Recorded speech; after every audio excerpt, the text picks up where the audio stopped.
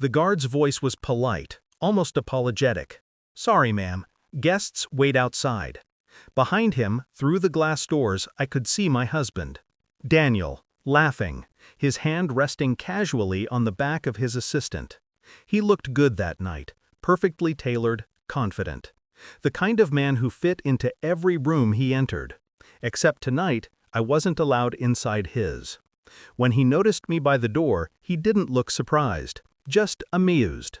He leaned in close to her, whispered something that made her laugh, then turned back to me with that smirk, the one that used to melt me, but now just burned. "You wouldn't fit in here anyway," he mouthed. He didn't realize the words were a match dropped in gasoline. We met 8 years ago, when I was still naive enough to think love was protection. He was charming, a finance director who quoted philosophy and said he wanted a woman with substance. I mistook ambition for character, and I built his world while mine slowly disappeared. I left my job to support his career, planned his events, polished his image. I became invisible in the spotlight that belonged to him. He'd call it teamwork. I called it devotion. Then, 6 months ago, the assistant appeared. Claire, 25, polite, brilliant, too brilliant.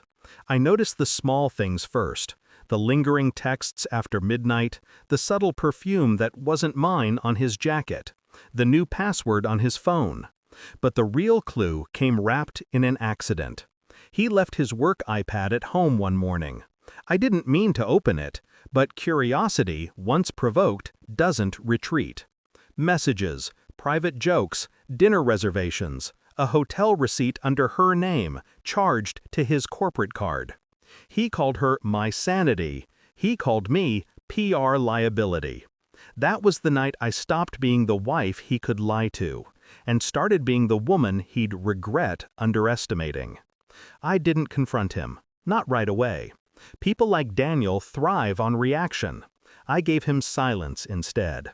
Cold, surgical silence. I began watching, collecting, screenshots, emails, audio notes, every careless whisper he left behind. He was sleeping with his assistant, that was obvious. But what he didn't know was that he was also violating company policy. Nepotism, misuse of funds, confidential breaches. All written, time-stamped, undeniable. So I waited for the perfect stage, the annual company gala, the night he wanted to shine. When the guard stopped me, I didn't argue. I smiled. "Of course," I said. "I'll wait."